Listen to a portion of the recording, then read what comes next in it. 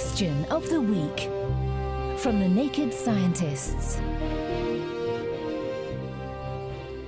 Hello, I'm Hannah Critchlow and welcome to Question of the Week from the Naked Scientists. This week we ponder our paws. Ken Silver wrote in with a three-part question, starting with this. Why are people either right-handed or left-handed? What possible benefit does that have over being ambidextrous? Over to Professor of Psychology Chris McManus from University College London. Well, even if the right and the left hand are equally proficient as each other, as Adam Smith once said, it always pays to specialise. So if you practice half the time with the right hand and half the time with the left, you've actually practiced only half as long with the right hand as someone who only practices with their right hand, and therefore they become twice as good. And if they're twice as good at finding food or killing opponents, it's obvious who goes to the wall first. So it pays to specialise there.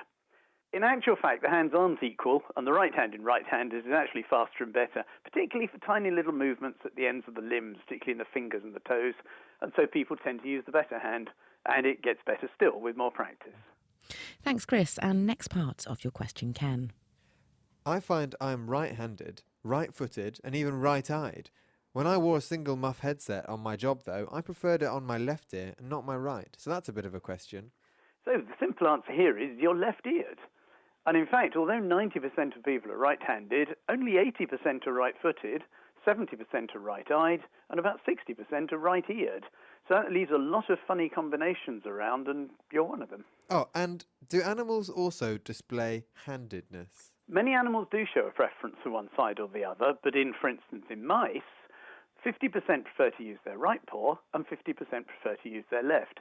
So they have individual handedness or pawedness, but not group handedness or pawedness.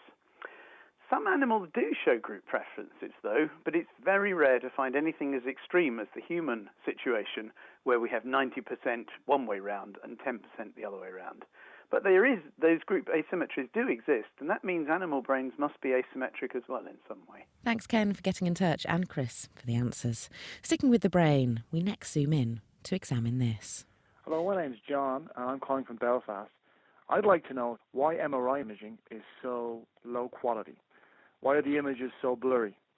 And how long will it be before we can get accurate, sharp imaging of the brain and the tissues inside the head for correct diagnosis of diseases? Thanks. So, why are MRI images so blurry, and could psychiatry be better at diagnosing disorders of the brain if there were better imaging techniques available?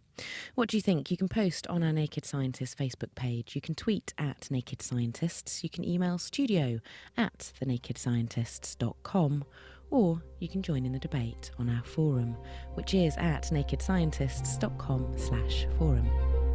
The Naked Scientists Question of the Week, brought to you in association with the Houter Wisman Foundation, supporting science and education from Alpha to Omega.